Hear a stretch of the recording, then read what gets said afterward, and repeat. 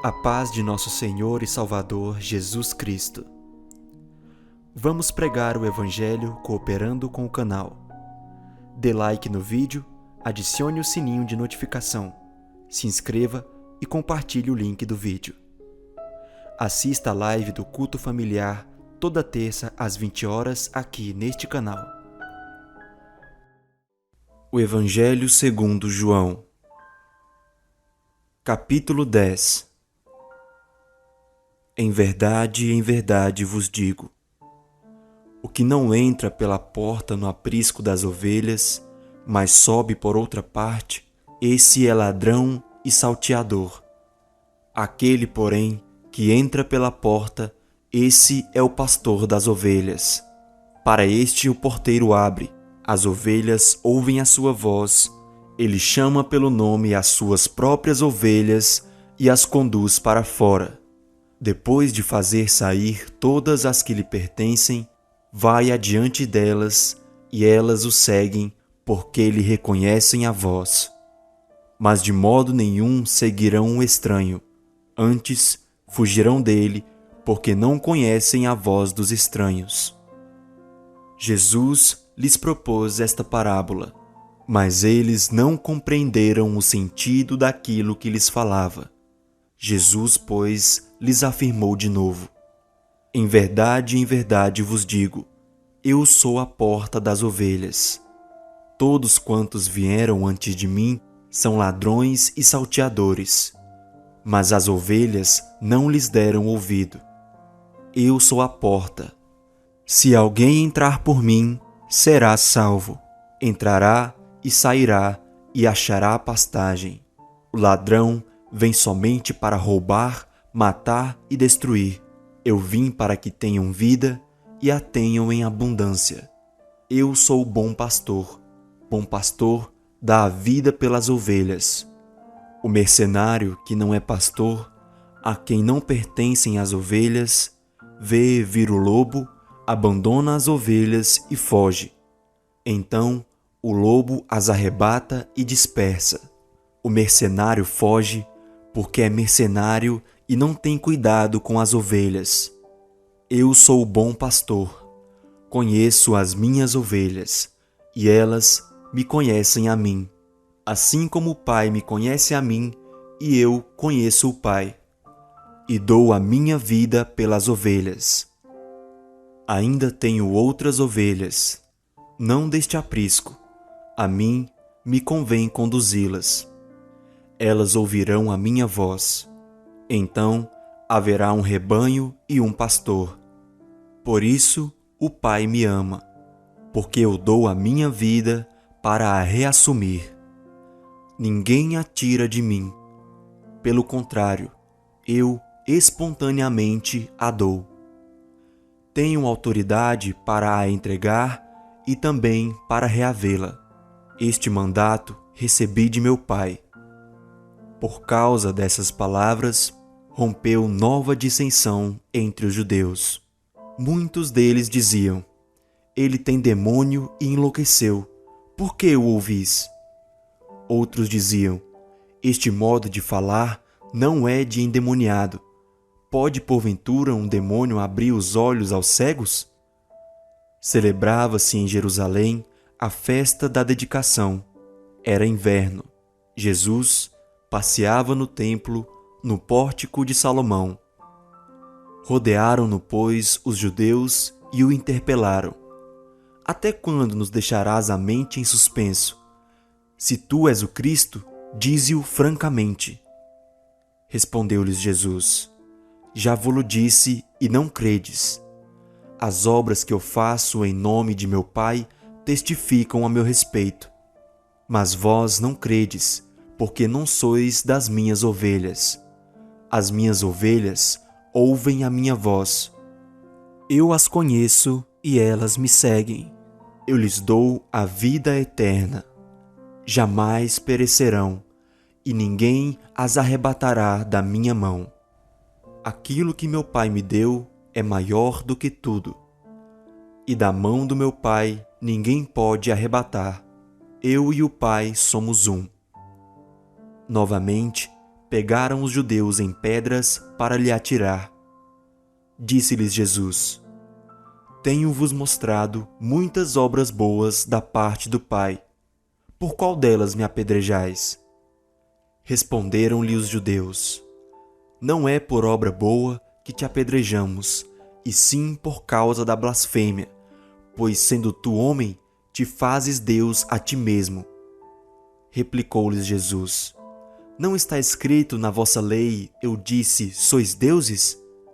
Se ele chamou deuses aqueles a quem foi dirigida a palavra de Deus, e a Escritura não pode falhar, então, daquele a quem o Pai santificou e enviou ao mundo, dizeis, tu blasfemas, porque declarei, sou filho de Deus? Se não faço as obras de meu Pai, não me acrediteis. Mas se faço e não me credes, crede nas obras, para que possais saber e compreender que o Pai está em mim e eu estou no Pai. Nesse ponto, procuravam outra vez prendê-lo, mas ele se livrou das suas mãos. Novamente, se retirou para além do Jordão, para o lugar onde João batizava no princípio, e ali permaneceu. E iam muitos ter com ele e diziam: Realmente, João não fez nenhum sinal. Porém, tudo quanto disse a respeito deste era verdade, e muitos ali creram nele.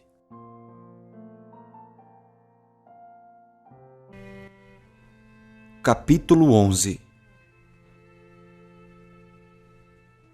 Estava enfermo Lázaro de Betânia, da aldeia de Maria e de sua irmã Marta. Esta Maria, cujo irmão Lázaro estava enfermo, era a mesma que ungiu com bálsamo o Senhor e lhe enxugou os pés com seus cabelos. Mandaram, pois, as irmãs de Lázaro dizer a Jesus: Senhor, está enfermo aquele a quem amas. Ao receber a notícia, disse Jesus: Esta enfermidade não é para a morte, e sim para a glória de Deus, a fim de que o Filho de Deus seja por ela glorificado. Ora, amava Jesus a Marta e a sua irmã e a Lázaro. Quando, pois, soube que Lázaro estava doente, ainda se demorou 2 dias no lugar onde estava. Depois, disse aos seus discípulos: Vamos outra vez para a Judeia. Disseram-lhe os discípulos: Mestre, ainda agora os judeus procuravam apedrejar-te, e voltas para lá? Respondeu Jesus: Não são 12 as horas do dia? Se alguém andar de dia, não tropeça, porque vê a luz deste mundo. Mas se andar de noite, tropeça, porque nele não há luz. Isto dizia, e depois lhes acrescentou: Nosso amigo Lázaro adormeceu, mas vou para despertá-lo. Disseram-lhe, pois, os discípulos: Senhor, se dorme, estará salvo. Jesus, porém, falara com respeito à morte de Lázaro, mas eles supunham que tivesse falado do repouso do sono. Então Jesus lhes disse claramente: Lázaro morreu, e por vossa causa me alegro de que lá não estivesse, para que possais crer. Mas vamos ter com ele. Então Tomé, chamado Dídimo, disse aos condiscípulos: Vamos também nós para morrermos com ele. Chegando Jesus, encontrou Lázaro já sepultado, havia 4 dias. Ora, Betânia estava cerca de 15 estádios perto de Jerusalém. Muitos dentre os judeus tinham vindo ter com Marta e Maria, para as consolar a respeito de seu irmão. Marta, quando soube que vinha Jesus, saiu ao seu encontro. Maria, porém, ficou sentada em casa. Disse, pois, Marta a Jesus: Senhor, se estiveras aqui, não teria morrido meu irmão. Mas também sei que mesmo agora, tudo quanto pedires a Deus, Deus te concederá. Declarou-lhe Jesus: teu irmão há de ressurgir. Eu sei, replicou Marta, que ele há de ressurgir na ressurreição no último dia. Disse-lhe Jesus: Eu sou a ressurreição e a vida. Quem crê em mim, ainda que morra, viverá. E todo o que vive e crê em mim não morrerá eternamente. Crês isto? Sim, Senhor, respondeu ela.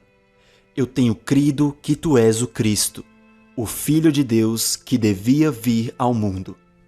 Tendo dito isto, retirou-se e chamou Maria, sua irmã, e lhe disse em particular: O Mestre chegou e te chama. Ela, ouvindo isto, levantou-se depressa e foi ter com ele, pois Jesus ainda não tinha entrado na aldeia, mas permanecia onde Marta se avistara com ele. Os judeus que estavam com Maria em casa e a consolavam, vendo-a levantar-se depressa e sair, seguiram-na, supondo que ela ia ao túmulo para chorar. Quando Maria chegou ao lugar onde estava Jesus, ao vê-lo, lançou-se-lhe aos pés, dizendo: Senhor, se estiveras aqui, meu irmão não teria morrido. Jesus, vendo-a chorar, e bem assim os judeus que a acompanhavam, agitou-se no espírito e comoveu-se. E perguntou: Onde o sepultastes? Eles lhe responderam: Senhor, vem e vê. Jesus chorou. Então disseram os judeus: Vede quanto o amava. Mas alguns objetaram: Não podia ele, que abriu os olhos ao cego, fazer que este não morresse? Jesus, agitando-se novamente em si mesmo, encaminhou-se para o túmulo. Era este uma gruta, cuja entrada tinham posto uma pedra. Então ordenou Jesus: Tirai a pedra. Disse-lhe Marta, irmã do morto: Senhor, já cheira mal, porque já é de 4 dias.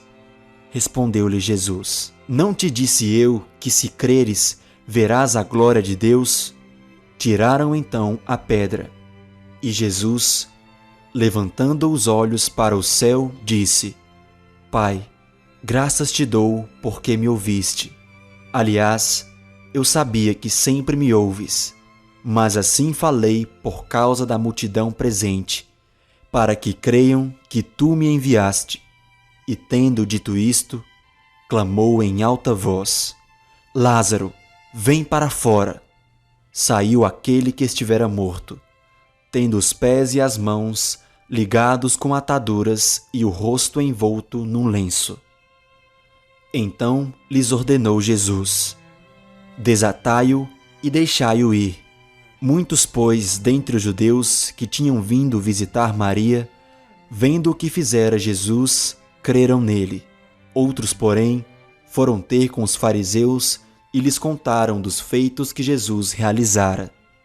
Então, os principais sacerdotes e os fariseus convocaram o sinédrio e disseram: Que estamos fazendo, uma vez que este homem opera muitos sinais? Se o deixarmos assim, todos crerão nele. Depois virão os romanos e tomarão não só o nosso lugar, mas a própria nação. Caifás, porém, um dentre eles, sumo sacerdote naquele ano, advertiu-os dizendo: Vós nada sabeis, nem considerais que vos convém que morra um só homem pelo povo e que não venha a perecer toda a nação. Ora, ele não disse isto de si mesmo, mas sendo sumo sacerdote naquele ano, profetizou que Jesus estava para morrer pela nação. E não somente pela nação, mas também para reunir em um só corpo os filhos de Deus que andam dispersos.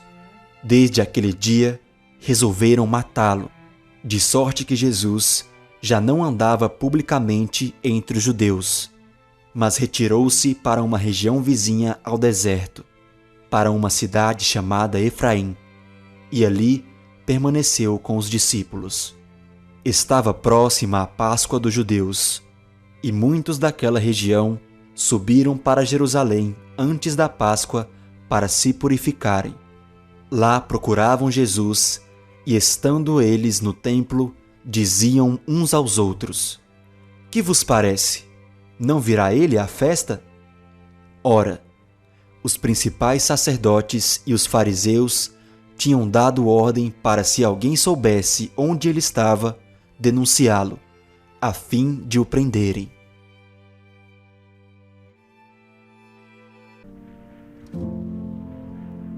Capítulo 12. 6 dias antes da Páscoa, foi Jesus para Betânia, onde estava Lázaro, a quem ele ressuscitara dentre os mortos. Deram-lhe, pois, ali uma ceia. Marta servia, sendo Lázaro um dos que estavam com ele à mesa. Então Maria, tomando uma libra de bálsamo de nardo puro, muito precioso, ungiu os pés de Jesus e os enxugou com seus cabelos. E encheu-se toda a casa com o perfume do bálsamo. Mas Judas Iscariotes, um dos seus discípulos, o que estava para traí-lo, disse: Por que não se vendeu este perfume por 300 denários e não se deu aos pobres? Isto disse ele, não porque tivesse cuidado dos pobres, mas porque era ladrão e, tendo a bolsa, tirava o que nela se lançava. Jesus, entretanto, disse: Deixa, que ela guarde isto para o dia em que me embalsamarem, porque os pobres sempre os tendes convosco, mas a mim nem sempre me tendes. Soube numerosa multidão dos judeus que Jesus estava ali, e lá foram, não só por causa dele, mas também para verem Lázaro, a quem ele ressuscitara dentre os mortos. Mas os principais sacerdotes resolveram matar também Lázaro, porque muitos dos judeus, por causa dele, voltaram crendo em Jesus. No dia seguinte, a numerosa multidão que viera à festa, tendo ouvido que Jesus estava de caminho para Jerusalém, tomou ramos de palmeiras e saiu ao seu encontro, clamando: Hosana, bendito o que vem em nome do Senhor e que é Rei de Israel. E Jesus, tendo conseguido um jumentinho, montou-o, segundo está escrito: Não temas, filha de Sião, eis que o teu rei aí vem, montado em um filho de jumenta. Seus discípulos, a princípio, não compreenderam isto. Quando, porém, Jesus foi glorificado, então eles se lembraram de que estas coisas estavam escritas a respeito dele e também de que isso lhe fizeram. Dava, pois, testemunho disto a multidão que estivera com ele, quando chamara a Lázaro do túmulo e o levantara dentre os mortos. Por causa disso, também a multidão lhe saiu ao encontro, pois ouviu que ele fizera este sinal. De sorte que os fariseus disseram entre si: Vede que nada aproveitais, eis aí vai o mundo após ele. Ora, entre os que subiram para adorar durante a festa, havia alguns gregos. Estes, pois, se dirigiram a Filipe, que era de Betsaida da Galileia, e lhe rogaram: Senhor, queremos ver Jesus. Filipe foi dizê-lo a André, e André e Filipe o comunicaram a Jesus. Respondeu-lhes Jesus: É chegada a hora de ser glorificado o Filho do Homem. Em verdade vos digo, se o grão de trigo caindo na terra não morrer, fica ele só. Mas se morrer, produz muito fruto. Quem ama a sua vida, perde-a. Mas aquele que odeia a sua vida neste mundo, preservá-la-á para a vida eterna. Se alguém me serve, siga-me, e onde estou, ali estará também o meu servo. E se alguém me servir, o Pai o honrará. Agora está angustiada a minha alma. O que direi eu? Pai, salva-me desta hora? Mas precisamente Com este propósito vim para esta hora. Pai, glorifica o teu nome. Então veio uma voz do céu: Eu já o glorifiquei, e ainda o glorificarei. A multidão, pois, que ali estava, tendo ouvido a voz, dizia ter havido um trovão. Outros diziam: Foi um anjo que lhe falou. Então explicou Jesus: Não foi por mim que veio esta voz, e sim por vossa causa. Chegou o momento de ser julgado este mundo, e agora o seu príncipe será expulso. E eu, quando for levantado da terra, atrairei todos a mim mesmo.